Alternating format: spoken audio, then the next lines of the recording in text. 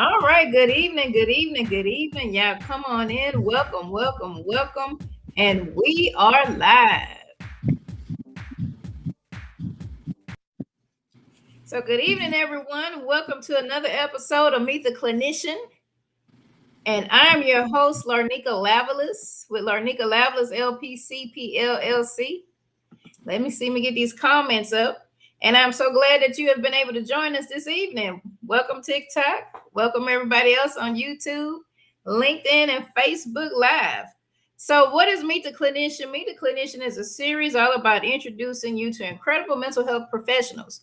I've also had some community activists and advocates on as well. So, Meet the Clinician might waver a little bit. Sometimes we may have clinicians in a licensure sense, and then we have those who are actually advocates and work in a community. All right, and so today I am so happy to have my good friend here, Joseph Fincher. He is a licensed professional counselor associate under the supervision of Noel Gonzalez. Joseph is passionate about helping individuals heal from trauma, grief, anxiety, and depression. He also specializes in working with the LGBTQ plus community, individuals living with chronic illness, and the transgender community by providing affirming, compassionate care. During our conversation, we'll learn about Joseph's journey into counseling, his approach to therapy, the importance of reducing mental health stigma, and what inspires him to do this meaningful work. Joseph, welcome, my friend. Welcome. Welcome to you. I'm so happy to have you. Thank you for having me, Larneka. Thank you. Thank you. So let's start off. Tell us about yourself. As you say, I'm an LPC-Associate in private practice. My practice name is Hopes for Healing, Counseling and Consulting. I have two offices located. One is in Montrose, one is in Clear Lake, and of course I do virtual therapy as well. Before becoming a counselor, like you, I was involved in education. I was a teacher for about 15 years. And that's actually kind of what got me into wanting to become a therapist. Okay. I did do a minor in psychology in my undergrad, but the longer I taught, the more I found that working with my students as they were dealing with whatever life was throwing at them was very rewarding, and I wanted to be able to do it better. I wasn't initially sure that I was going to leave teaching when I did it, but I did end up leaving teaching about a semester or two before graduation, before I graduated with my master's. So. Oh, okay. Okay. Well, that's cool. That's cool. You know, the interesting thing, education for me was a byproduct of becoming a therapist. It's like I started off as a parole officer and I just knew counseling. I didn't know LPC. I didn't really know. I was familiar with a psychiatrist, but I didn't know like a counselor that's in school was different than an LPC, but I found out real quickly. And so I changed careers and actually got into education. And yeah, you know, the kids will come and talk. If Yes. they're comfortable with you, they're going to talk to you. You could be the English teacher, you could be the theater teacher, bless her heart. You could be whoever, you know, if they are comfortable with you and they trust you, they're going to talk to you and they're going to share all sorts of things with you. Yeah. Some things you even wish they had never told you. No, definitely. Definitely. All right. So what population are you most passionate about serving? And what inspired you to work with those particular populations? Perhaps my greatest passion is working with those on a cancer journey. Okay. I am a cancer survivor myself. I was diagnosed with colon cancer in 2021. Thankfully, cancer free. Amen. And as I was going through and going through my own therapy at the time, I learned that there really aren't that many that focus with that population. Yeah. And I was like, okay, this has to change because nobody should walk through this alone. Yeah. In addition to that, as a member of the LGBTQ plus community, I wanted to make sure that services were available for my community. We are perhaps one of the most underserved communities as far as mental health is concerned. Fortunately, we're not completely on the same lack of care for everything, but definitely for mental health. Yeah. I've heard far too often from therapists, whether it be, going to one of the state meetings or what have you, that so many therapists say they don't know how to work with the LGBTQ plus community. And I'm like, not really working any different than anybody else. It's just you got a couple of extras. Yeah, that part, just being culturally informed or aware, people are people regardless. And many of our issues are no different than anybody else's issues. It just happen to be in the community. Yep. So, yeah. And I don't know, I guess that's where some of my advocacy has begun, is because I hear far too often for my liking that people don't want to work with our community. Yeah. They'll say, well, one of the first state meetings I went to, there was a therapist there that said, I'm tired of WPATH being forced down our throats. And I'm like, you don't have to see those clients. Nobody's forcing you to. And trust me, if that's the way you present yourself, ain't nobody going to come to you. That part. And that is interesting to me. And it's just, I don't really catch those meetings often. But I just happened to one day, I don't know, caught one of them. And then there was a discussion about, and I don't know, I hadn't really looked because I still do multicultural training with my CEUs to renew my license. I'm still doing it regardless. But there was someone arguing the point about why do we have to do that? I'm like, what? And they were basically saying like, oh, well, now I'm homophobic or transphobic if I don't want to do it. But, you never know who's coming in the door. Depending on where you are, if you are in a larger city that has like a neighborhood and people kind of know like this is a safe space and this is where I can go if I'm in a community to get affirming care, then, okay. But you may have small towns, you may have folks, virtual therapy has been a blessing because it can reach people who may not have access to a bigger community with, that affirming care. Like, I know if I go here specifically, this area, I'm safe. So you don't know just the average Joe Blow who may come into your office. Why not be prepared to at least direct them to someone? If you can't handle it, okay, hey, everything not for everybody. There are certain disorders and things I'm not familiar with, and I will gladly listen and and understand and then refer out if I need to. But these folks just seem like they was like, that don't need to be there. I'm like, what? So you want to get rid of all of the multicultural training for any and every culture? You don't want to, at least learn a little bit about anybody? I was amazed by that. It was like, wow, we're therapists, we're clinicians. That's what we're doing today. I was blown away the first time I heard somebody say it. Yeah, amazing to me. You know what? That makes me push harder. That makes me push harder to make certain that people feel safe, Well, and it's like, I'm fortunate that I was raised in a way that everybody's everybody, nobody better than me, I'm not better than anybody else. So, if you come to my door and I can help, I'm going to help. But it's just, I don't know. I'm trying not to get political on that one. Because,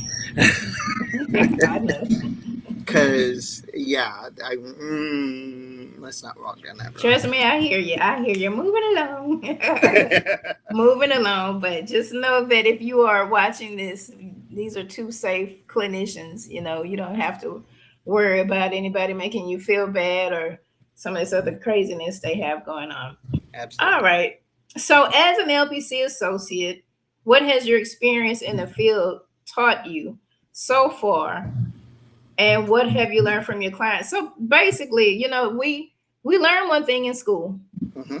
and I can tell you everything I learned in school is definitely not what's happening here. It's like, yes, the basics. You need a base line of knowledge of theories and everything, but real world experiences is like something else. So tell me about yours.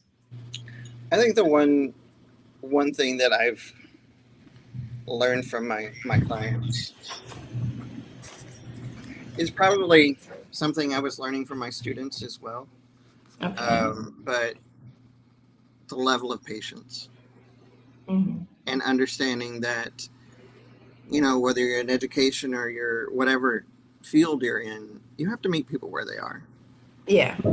And that, for some folks, that is deep in addiction, or that's deep in depression, or their life has been so uprooted for whatever reason that, they may not know all the time which end is up.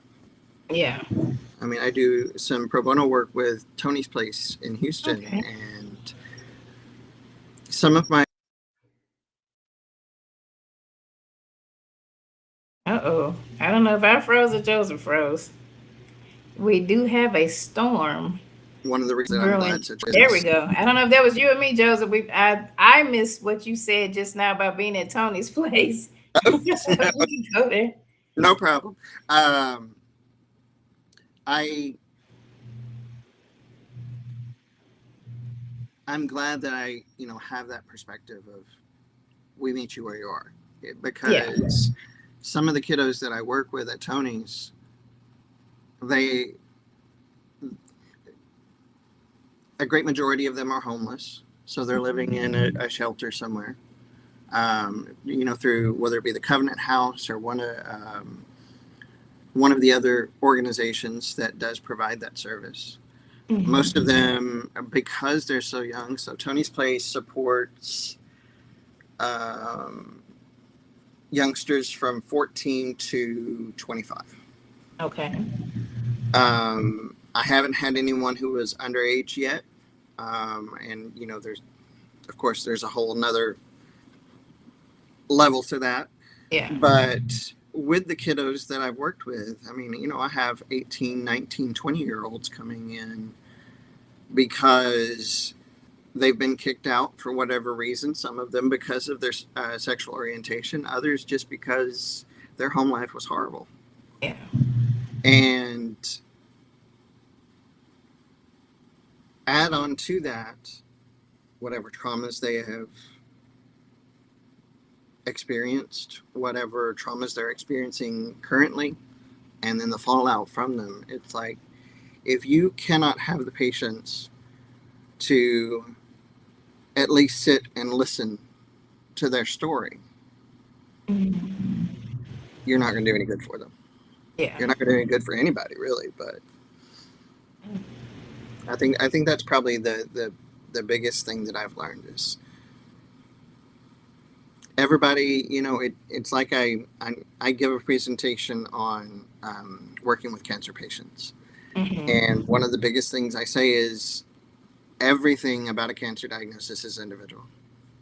Yeah. And we as therapists have to remember that as well, because I don't care if they came from the same family, they don't have the same traumas. Definitely. As a cancer survivor myself, um, oh my goodness, it's just so much that goes into it from the moment you get the diagnosis, whatever your treatment is, surgery, whatever the case may be, and then life just is, my words, weird, because you still have to be checked. You still have to, I go next. I know I keep saying next month. This is July. I go at the end of the month, for my annual, and it's always be with me, God. I want to make certain I'm still cancer free type thing. And I think that when you have walked that walk, when that's been your journey and you are a clinician, it definitely hits different when you're talking with your clients. You know, I had an opportunity for 2 years in a row to speak with a breast cancer survivor group. Now, my cancer was not breast cancer; I had DFSP, and so that's a sarcoma that is in the tissue. But our just the experience, you know, and I made it known like I didn't have breast cancer. They was like, yeah, but just everything that I shared, you know, the similarities, you know, with that. And so it hits differently. And then I had an opportunity.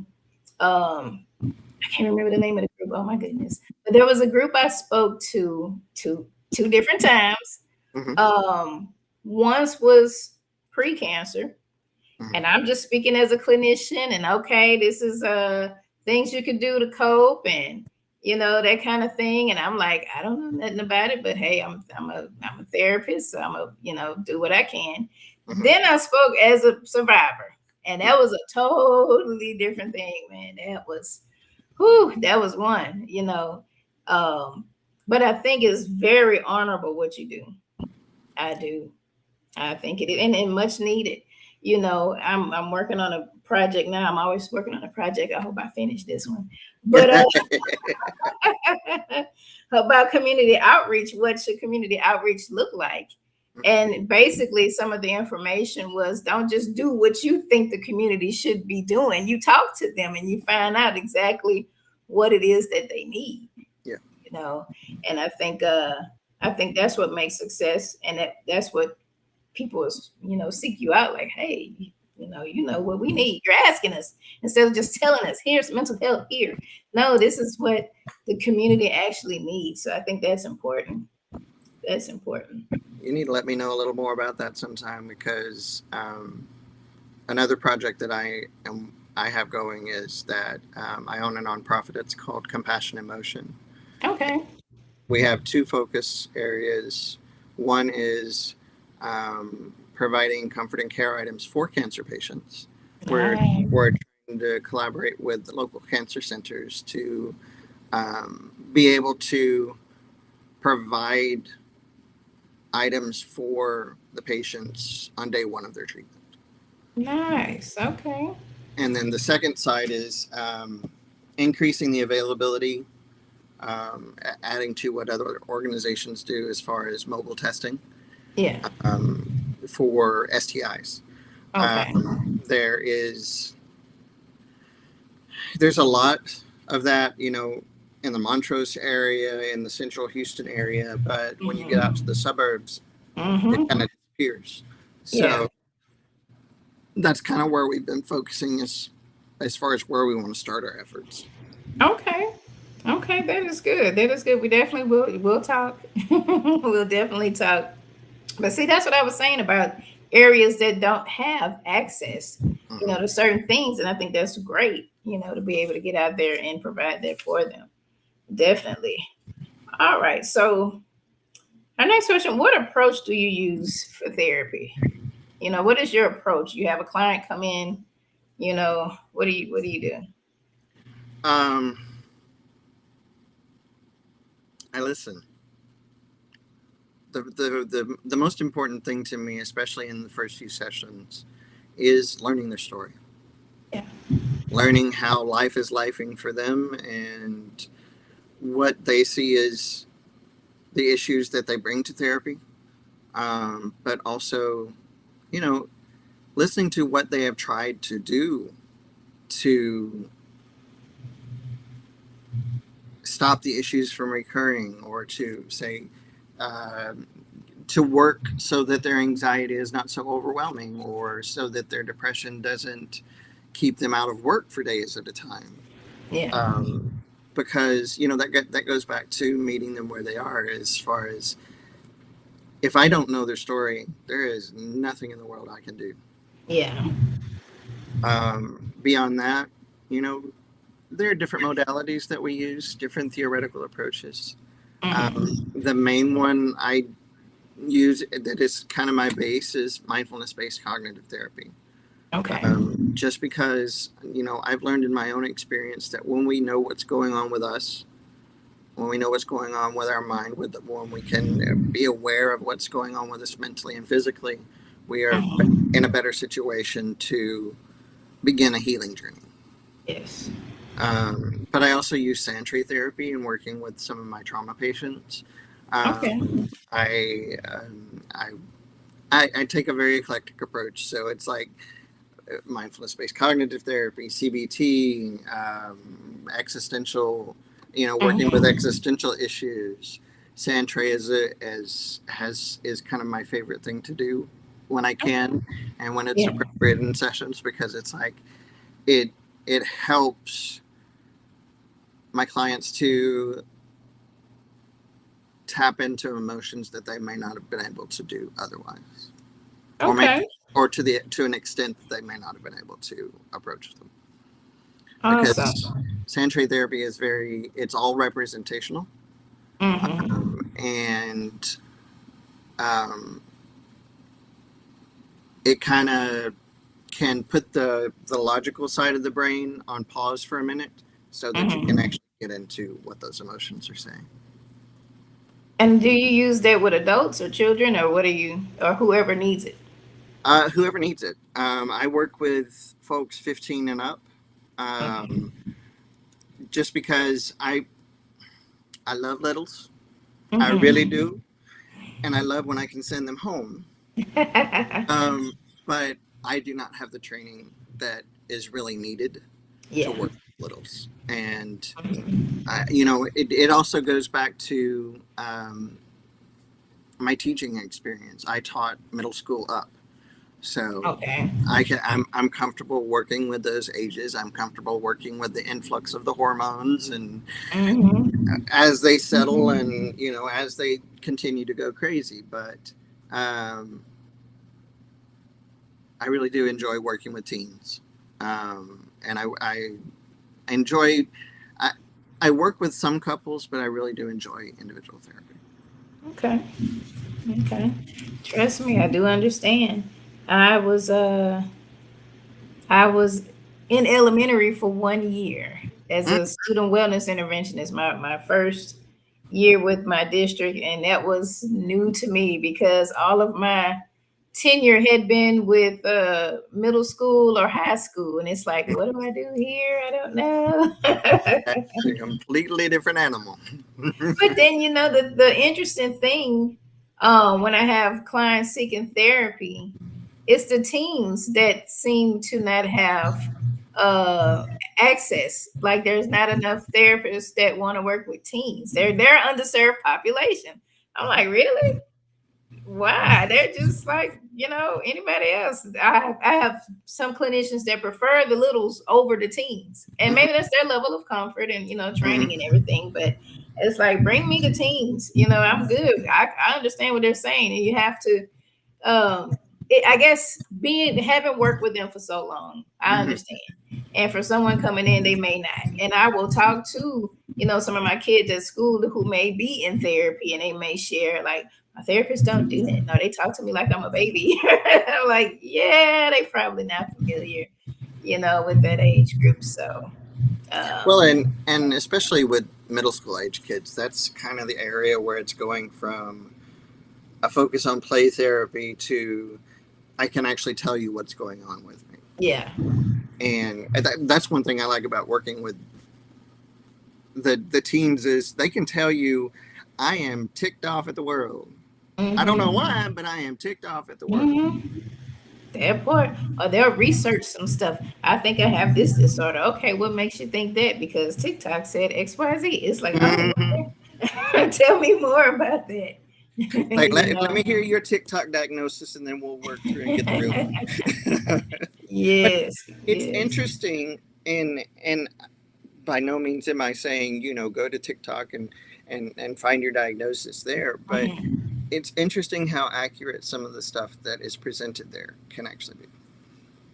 Yeah, you have to know how to skim through some things, because you will have some people that's really giving some concrete information, Then you have folks giving their opinion of what they think it is. Yeah. Or their experiences. My experience with anxiety is XYZ. The other ones may say, "Oh, don't listen to what they're saying. I got anxiety, and you can, do all these other wild things." It's like, no, that might work for you and your world. That's great, but no, not for everybody. Yep. Not for everybody. And that's one thing that, I'm appreciative of podcasts like yours, is that it does give us as clinicians the opportunity to say that, to say, yes, I realize this information is out there, but understand that most of those people do not have the training and do Yes. not have the wherewithal to actually tell you what is truly going on and help you to find the right path for dealing with it. That part. That's why I hope, when they listen to those things, they do find their way to us. So we can kind of dispel some of those things. That used to be like WebMD. What's this? I got this, that, and that. Oh my God, I got, I got Ebola. You're like, no, that's not what's happening. All right. So with that, we know that people will search the web trying to figure it out. A lot of times people will try to figure out mentally, emotionally, spiritually, everything, what is going on with me, as opposed to seeking therapy. So why do you think people are so hesitant in actually seeking therapy, where they may go to a TikTok or whoever online, versus actually looking it up and making an appointment? Therapy has a lot of stigma around it. I've heard a lot of people say, I'm not going to therapy. I'm not crazy. It's like, crazy's not a diagnosis. Yeah. It may be how we describe your actions sometimes, but it's not a diagnosis. Mm-hmm. And it's one word that I shy away from in all of my sessions. It's like, no. I had a patient tell me one time that their husband had asked them if they were still crazy because we'd been working together for a while. And I'm like, of course, this was in jest. It wasn't, he wasn't being serious or anything. But it was, when we talked about it, we were both chuckling about it. But it's like, again, the reinforcement of that stigma that exists. Yeah. And there are so many people that don't realize, they want to think about Freud or, some of the stigma that came up around him or Jung or some of the early psychotherapists. And not realize that, yes, they still influence, their work still influences what we do today. But there's so much that's evolved in therapy over the last 100 years. And the fact that, you can get on any streaming service, any television service, what have you, and there's going to be an advert for a medication. That medication could be, treating Crohn's disease. It could be an antidepressant. It could be anything across the wide field of it. Yeah. But you don't see commercials like that for seeking out therapy. It's only within the last couple of months that I've started seeing advertisements on streaming services for like Rula or some of the other organizations that connect you with therapists. And that they're approaching it with like, yeah, I was really feeling down. I didn't know what was going on, and I reached out to a therapist. But that's only beginning. Yeah. I mean, we've seen it a little bit in social media before that. But the working into streaming and TV services, that's a new development, and I'm hoping it will break down some of those stigma barriers. But and the thing is, there are different types of stigma, and we haven't been able to combat them all yet. Yeah, definitely. I know, like, in our parents' generation, you didn't go see a therapist. Not And hardly. and in many cultures, it's like you are not going somewhere and airing our family laundry with some stranger. Yeah. And that was built into us. Mm-hmm. And I mean, my own father, he and my mother went to a clinician when, and I think I was under 10. Okay. But this clinician, I don't know who it was, don't know their name, don't really remember where it was we went for it. But they told him that because he did drink on occasion, and because he went into he would forget where he parked in a Walmart parking lot, that he was an alcoholic. Oh. And I'm like, first Hmm. of all, there is a lot that goes into that diagnosis, and that was even Mm-hmm. before I even went to my master's program. It's like there is so much more into that diagnosis. Yeah. That's not it. But for the rest of his life, he would not consider speaking with a therapist. And I think that mental health has had such a transformation, Mm-hmm. since it was I can't remember the name of the movie. It was on Netflix a while back during COVID. During COVID we was watching everything and everybody was posting about, did you see this? Did you watch that? Whatever. And so it was a nurse and she was on the run. She wasn't really a nurse, but she was in a mental institution. And some of the things they were treating the people for, like I remember somebody was a lesbian. Mm-hmm. And so they were giving her some shock therapy or something, and the freezing. Well, it was barbaric, Mm-hmm. and I'm like, what, and maybe somebody else was drinking or something. It seemed like stuff that you wouldn't institutionalize people for, but at that particular time, and I think maybe this was set in, I want to say maybe the 50s or 60s Mm-hmm. setting, maybe somewhere around that time. So it was a lot people did not know. And by different laws and standards, certain things, would have one seeming quote unquote crazy if they did XYZ. And people probably have held on to that, like passed down. Don't say nothing, they're gonna put you in that water, or don't say Mm-hmm. anything, they're gonna take you away. And I'll get clients, especially young clients, and the parents will be like they're afraid to open up because they don't want you to put them in a hospital. It's like, well, I can't, depending on what's happening, I can't put you in the hospital. I can't physically go and say you need to go to the hospital. There has to be a whole lot of factors, and that's even if, but that's a fear that people have even when they do come to therapy. If I truly tell you what's going on with me, you're going to put me away. It's like, no, we're going to set some plans up for you to make certain you're safe, but I can't put you in the hospital. Now, if you wielding sharp objects and doing all sorts of things that's very dangerous, then yeah, we want to make certain that you're safe. And it's truly all about safety. It's not about punishing you. Mm-hmm. We go through stuff. Child, let me open up my book. If you want to read it, we all go through stuff. And hospitalization, or even I don't know, talking to someone, it's not a punishment. And sometimes I know some parents use it as a punishment. I've seen it at school. My mom say, if I come to y'all again, she gonna put me in the hospital. It's like, no, don't, no. Only if no.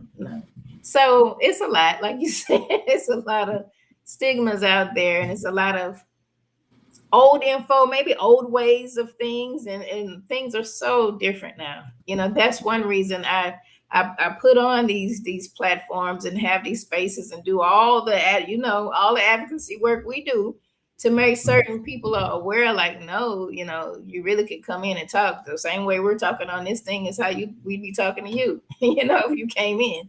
And if you can't get physically to a space, there's virtual. If you're watching me on this, you could watch me as a client, and I'm your clinician. Exactly. So yeah. Well, and that's the thing is there's also,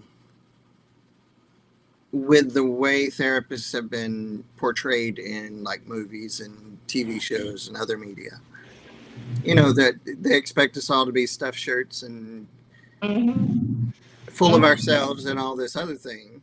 Yeah. And it's like, no, we're people too. Mm-hmm. Are there some stuffy ones among us? Yeah, I'm sure they're there. Yeah. But, that's not why we get into this. That is not why we um that's not who we are. I can say that at least for the two of us, that we are not the stuffed shirt, holier than thou therapists. We No. are the let's get down in the nitty gritty and Let's we can work with this with you through this. So that part. I got you. Let's get it. Thank you for the likes on TikTok. Appreciate it. mhm. Now let me ask you this.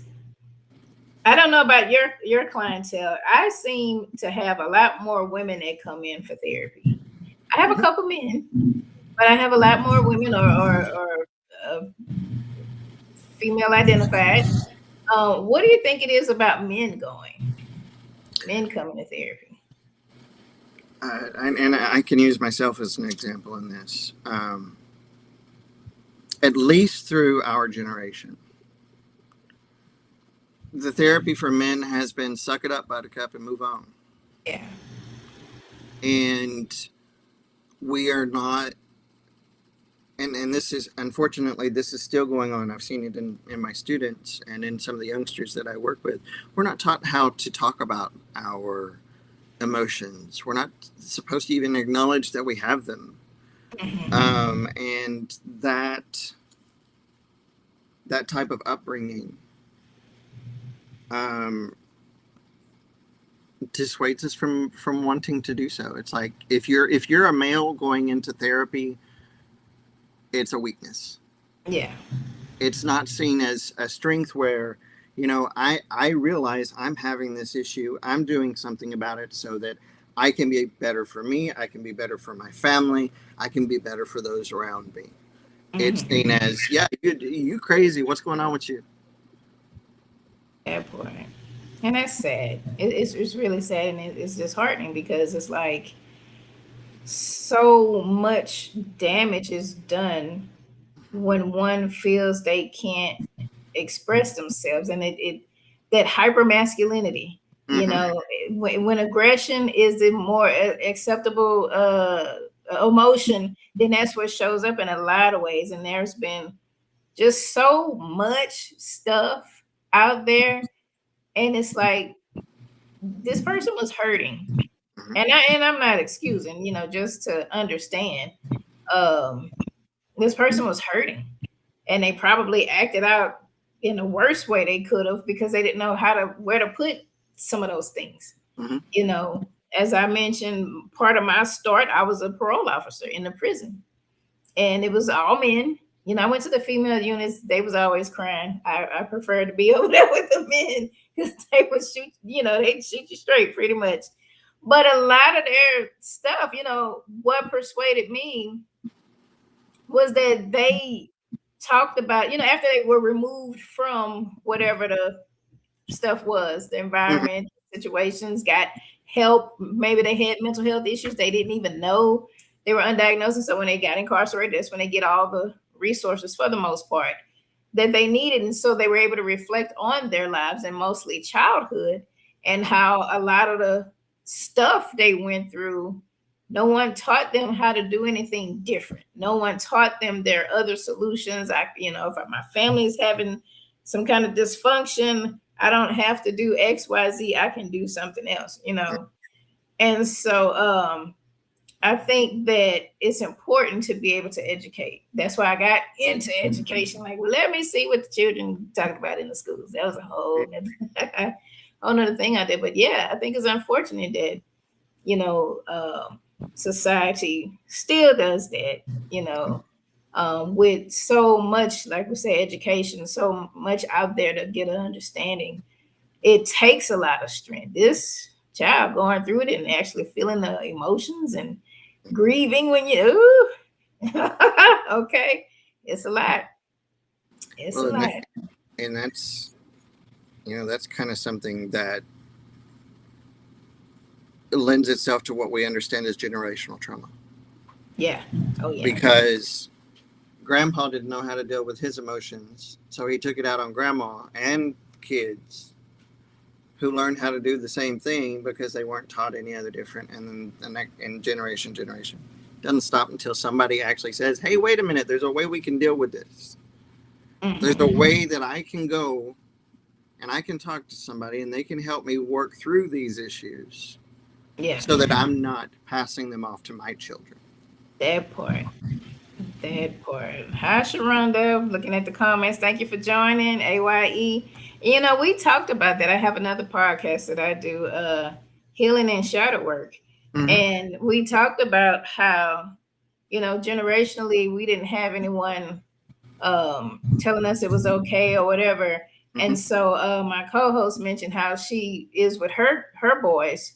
Like she feels like, maybe it was something, I don't know, that she may have said might have been a little hard. She kind of reels it back in and able to talk to them and explain what's going on. And we even said if parents in the moment came back and apologized, then you can make the children feel better. Like it's not something that's on them that they carry. And like, oh, people are mad, it's all my fault, or whatever the case may be. I think as we know better, for us in this generation, it's up to us to make certain the generation that's ahead, can get that space, and softness and things that they need.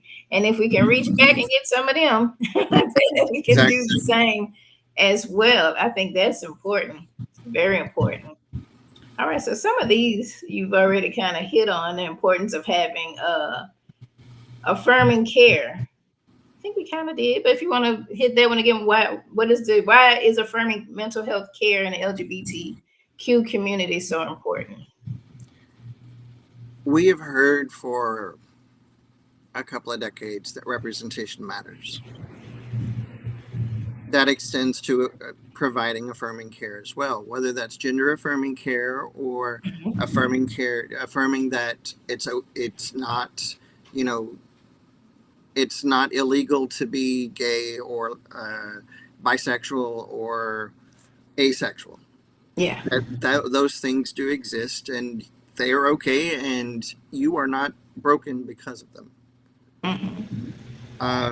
Being able to sit with youngsters, adults, elders, it doesn't matter, for them to be able to say, like we were saying earlier, this is a safe place. I know I can go and see this therapist or this group of therapists or however it works for them.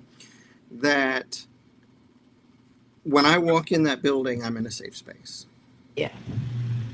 And if you look at our history as a community, that is a new development. That is within the last.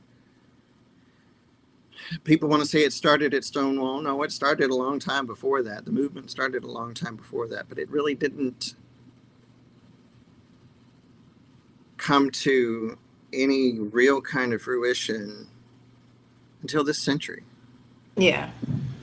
I mean, we're fortunate we had the Obergefell decision at the Supreme Court that opened up the ability for us to marry who we want to marry. Yeah.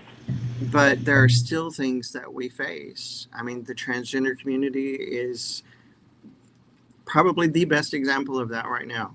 Yeah. People are being killed because they recognize that within themselves they are not able to in some cases they're not able to outwardly present who they really are.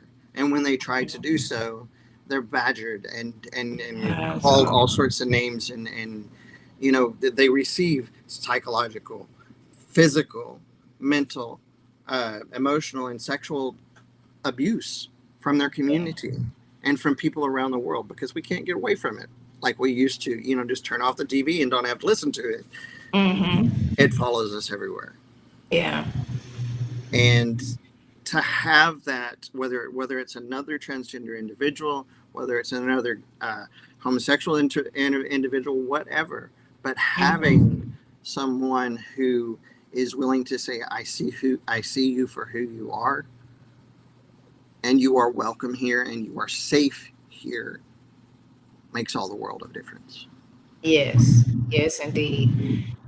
I think it's just awful how people are treated. We are all human beings in this world, on this planet. Here we all have to go to work, we go to school, we drive our cars, we work in businesses, we do what we do. Mm-hmm. Why not have people to get the help they need and just feel free, because these are the people you're going to encounter at some point in your everyday goings on, and if a person feels like they can't be free, a person has things that they can't express or work on, or they can't get help. Not to say everybody, and not to say that's a reason why, but Mm-hmm. people behaviors may come out that might not be safe. Mm-hmm. And that's anybody. That's anybody. Doesn't, that's anybody. Why not allow people to get the help they need so we can have better, just so they can have a better life? And even if you don't care about other people, Lord, so we have to come in contact with folks. Mm-hmm. I would much rather, like when I go to the airport, I will stand in that line, Lord. Hey, check the people out. Make certain nobody got nothing they ain't supposed to have for when we get on the flight. Same thing with therapy. Let the people go to therapy. Let the people live. Let them be and do what they're doing, because we interact with people every day. I don't know who's who and what's what. I don't know. That's why I always try to treat people with kindness. You see somebody look like whatever, suit, tie, everything, they might be just one step away from snapping, because Mm-hmm. you never know. Allow people the freedom to live and get the help that they need. That's my thing with that. That's my Well, thing. and you know, everybody wants to say our nation is a melting pot. Yeah, it literally is. I mean, we have people from all over the world that have moved here at whatever generation, and Mm-hmm. that is our culture. We are Yeah. a mix of so many cultures, but there is still this, for some reason, this underlying idea of isolationism, and it's not. That's either whether the society is trying to isolate itself from others, or they are trying to isolate others from them. Yeah. We've seen that with bans from certain from folks traveling here from other countries. We've seen that with some of the legislation that's come through that has said that conversion therapy is appropriate, or God. that limits a woman being able to take care of her body the way That, she feels needs to be done. There are yeah. so many different ways we can approach that, and it is all, to a degree, folks trying to isolate someone from someone else. Yeah. It makes them feel better about themselves when they can oppress people. And that's And a whole nother thing. You got insecurities about folks, so y'all need to come to therapy. you uh, know that part. So yeah, yeah. But hey, we do what we can do. That's one thing I can say. Grassroots. People funds might have been cut, but people still doing what they got to do to make certain that people are taken care of. And I think exactly. that's the best thing that's come out of everything, is how people are, trying to come together and make certain at every community, that every community, we've lost some stuff, but every community is trying to do what we can for our communities, and I Yep. think that's great. All right. So what do you do? What do you do for self-care? You got two offices. You advocating. That's how we met. What do you do for self-care? How do you prevent the burnout? What are you doing? One, I sleep. That's the big one. But I have a dog. I have a cat. I love spending time with them. I spend time with friends when I can. Um, over the last month or so, I mean, I am. Wow, I passed it and didn't realize it. The first of this month was the 2-year anniversary of my practice being in existence. Okay. Happy And anniversary. thank you. But it wasn't until month, maybe two ago, that I said, okay, I have my hours set. My hours are 10 to 7. Mm-hmm. At 7, I'm done. Okay. I may still need to do a note, but I can catch up on that note. Yeah. And at 7 o'clock, that's my time. Because I have to, whether I'm just sitting down and vegging in front of the TV with a cheeseburger, Mm-hmm. or, I'm going out and having dinner with friends, or whatever the case may be. I have to set those boundaries for myself. That's been the biggest thing for me, learning how to do proper self-care as a therapist, is learning where I need my boundaries and making sure I hold to them. That poor Joseph, Lord, I'm learning. I've been burned out so many times. When I'm burned out, usually something happens and it never fails. It never fails. I'm learning. It's like, okay, God, I'm gonna figure out these boundaries. You don't have to remove nobody. You ain't gotta, have me to fall ill some kind of way or whatever. I'm gonna figure it out. I will definitely figure it out. All right. So our last class, last class. I'm in school. Our last question. If someone came to you and they're like, "Hey, I'm thinking about getting into mental health. I'm thinking about, becoming a clinician, a therapist," what advice would you give them? First, do your own work. If you are wanting to be a therapist and you are not in therapy, you're going about it the wrong way. Because until you can sit with your issues and work through those issues, and I'm not saying you have to have everything figured out, by no Yeah, means, it but is. you have to realize that, first of all, therapy is a good thing, and Mhm. it is a helpful tool. It is not the silver bullet.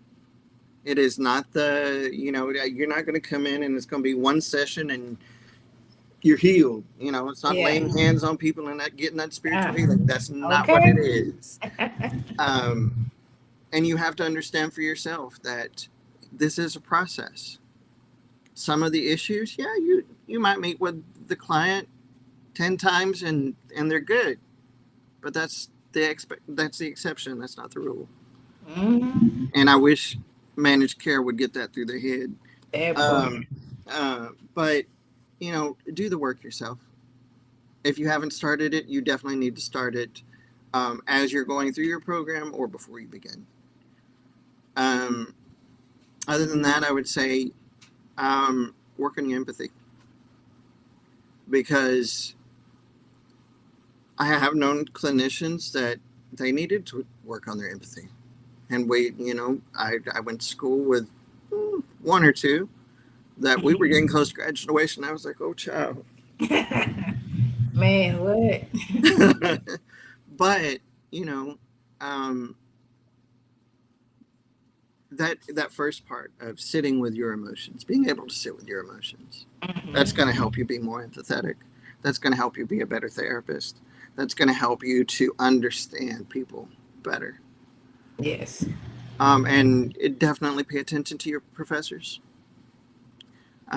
They've been there. They are doing the work. Um, don't shortchange yourself. And make sure that where you want to, whatever university that you want to attend, aligns with what you want to do. You know, I've been looking at doctor programs recently, and one of the biggest things when you're looking at that type of program is you need to be able to work with someone at that institution that at least has a similarity in the research that they do to the research that you want to do. The same is for a master's program, because trust me, you're going to be doing research in a master's program. Mm-hmm. And check out the professors. What research have they done? What is their focus? Um, Make sure that you're talking with them if their research focus aligns with yours, because that's where you're going to learn that mentorship that you get in addition to the classwork. I mean, I had multiple amazing mentors, but two in specific that I think of every day. And it's like I have learned so much from those two professors, as Dr. Wilson and Dr. Parker at Texas Southern. That's where I got my master's. Okay. And they are amazing professors. They have chewed me out more than once, and told me how to eat cabbage, and that's okay. I needed it. Yeah. But you need to have those mentor relationships with your professors, because you need someone to tell you when you're messing up. Because and you don't need to be waiting until you get into an associateship and that supervisor's telling you where you're messing up. You need to be learning that as you're going through your coursework. Definitely. We make this work look easy, I guess. But We it's a lot that goes into it. And it's Yes, meaningful. It is indeed meaningful work. Yeah, indeed. I one of the first things, I guess it was last spring, and I did. Let's see, yeah, I was coming up on my first year in practice, Mhm. and it took me. I think it was like May of last year. It took me till then to realize that a treatment plan is very much like a lesson plan, Mhm. and if you are doing it the right way, your work's going to have a little bit of an easier way to go, at least for you as a clinician. Yeah. Just like if you are planned to go into that class and teach it, you're going to give a better lesson. Mhm. But there is so much to what we do, and that's probably the biggest thing I would say for anyone listening to this as a takeaway is, it may look like it's easy, but it's not. There is so much that goes into it. We are in constant training. We are constantly learning how to be better therapists. That part. And if you are the type of person that, you're the one and done, I got this in the first track. No, you don't. Not when it comes to therapy. Mm-mm. Mhm. I started my Santre therapy training summer 2023. That was before I even got into my internship. I just finished practical, Okay. and I am still learning today. I still converse with my trainer frequently, Mhm. and I'll she is a therapist, so I will consult with her and say, this is what my client built in the tray. Yeah. Can you help me make sure I'm not missing something? Good. Good. That's I, another thing I would tell the prospective therapist is, once you are practicing,